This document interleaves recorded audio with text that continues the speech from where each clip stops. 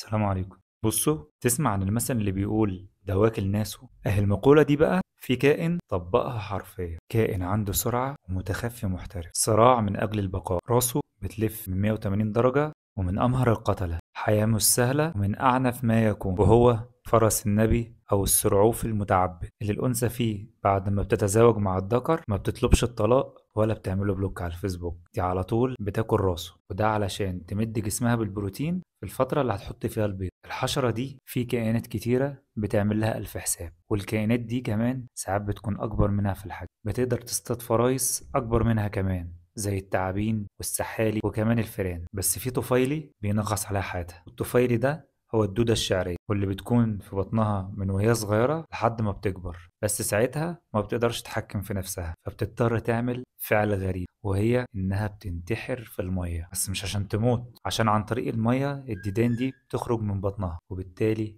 تقدر تكمل دورة حياتها. ده غير إنهم أول ما بيفقسوا من البيض تحصل صراعات بينهم، هم أطفال لسه صغيرين بيتصارعوا مع بعض من أجل البقاء. الحشرة دي مش بتعادي بس جوزها ولا اخواتها، بتعادي كل اللي في الطبيعة، من أول المفترسات اللي بتحاول تصطادها لحد الفرايس اللي بتتغذى عليها. سبحانه له في خلقه شؤون. شايفك اللي لسه عملتش اشتراك للقناة؟ سلام عليكم.